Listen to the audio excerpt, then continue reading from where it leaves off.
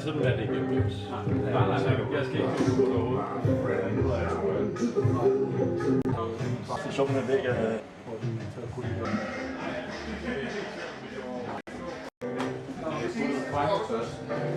Det var hun selv.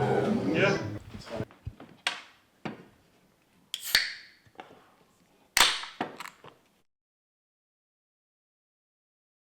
Vi mødtes i Britannia den 25. juli 1968 som mesterdreng.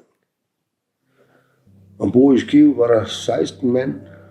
De kom sådan luskende hen og næste dag, de forskellige.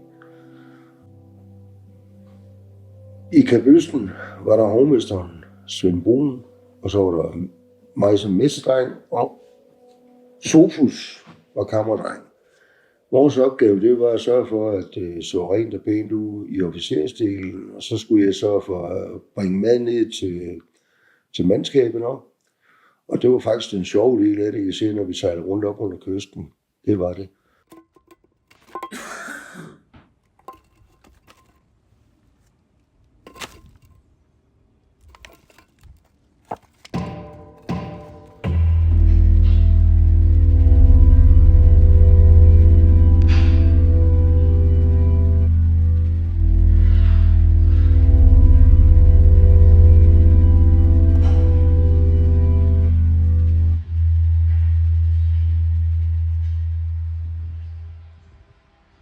Men det var også synd for mændene deroppe, det synes jeg fandme godt nok.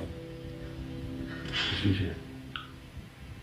En gang der satte der en mand i en bil op på kajen. Og vi undrede os over, hvad fanden der holdt det derfra. Han holdt der næste dag igen, og det der. Og vi spurgte af, han sagde, at han ventede på sin kone. Hun var så åbenbart ombord i skibet, ikke? Og hvad nu det her? Og hovmesteren var oppe og snakke med ham om. Jeg ved ikke, om han vidste, hvem af dem det var, fordi han interesserede sig absolut ikke en skide for dem. Han ville helst have, at de bare skulle skrubbe land hele flokken, fordi det kostede ham penge af dem at bruge. Han var restauratør. Det var ham, der skulle betale ved eneste måltid med. Så han var træt af ham at bruge. Det viste sig så, da vi sejlede. Da vi skulle til at sejle, alle pigerne de var gået i land. Der holdt han stadigvæk op på kajen. Det gjorde han. Og så sejlede vi ud af at sejle en halv time, 3 kvarter eller sådan noget. Så er der vild opstandelse, mand. Det er der så var der en dame, der havde gemt sig. Hun har muligvis set manden. Så hun gemt sig ombord. Så måtte vi vende om og så sejle tilbage igen. Og aflevere hende. Men der var manden ikke på kajen, der var en køkken. Sådan var der meget. Rigtig meget.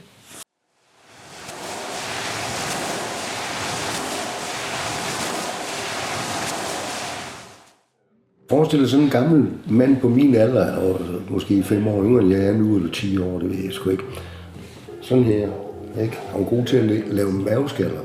Jeg vil sige, at det kom på tæt på procent, og så får jeg med væk, ikke? Og så i en halvbrænder.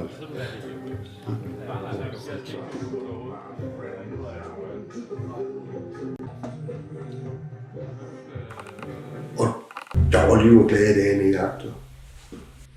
Så hen under aftenspistid, der kom rummesten ned og sagde til Sofus og mig, ved I hvad, I to? Jeg vil godt give jer en kasse øl, men I må ikke drikke den her ombord. I kan se derovre, der er en bænk. Hvis I sætter jer deroppe med den kasse øl imellem jer, så går der ikke lang tid. Vil jeg garantere, så kommer der nogen, der snakker med jer. Og så kan I komme til at møde nogle grønlændere. Det synes vi, det var vældig fedt, ikke? At bare lige kunne få en kasse øl, mand. Så mange.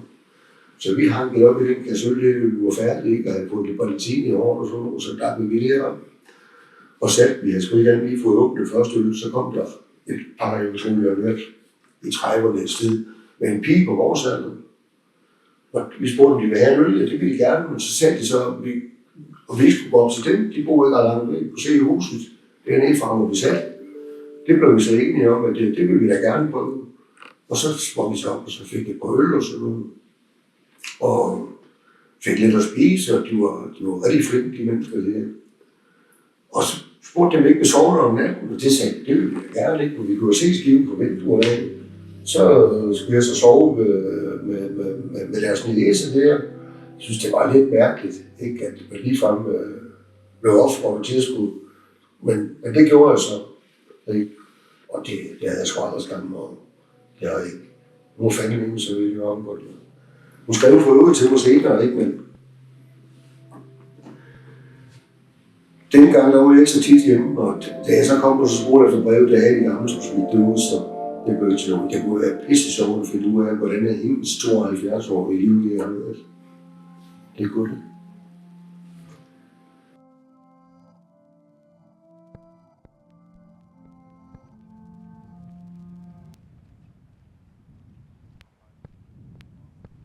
Så lige før vi skulle sejle, så kom Rasmus og sagde, at han på et arbejde som jord- og betonarbejder eller andet i Godthåb. Og for at være på den dame, så har han valgt det. Han fik lov til at demonstrere. Så skulle skibet rent faktisk tage en ny jordmand. Det var der sgu masser af opgrund. Men de valgte at lade være, fordi at de ville ikke have en grønlænder ombord til at øge det gode miljø af. Basta. Så var det dengang. Har vi virkelig gjort så meget skade på Grønland? Vi er jo altså ikke kun søfolk, der har været op. Det er vi. Der findes også en søfolk, der er på Grønland.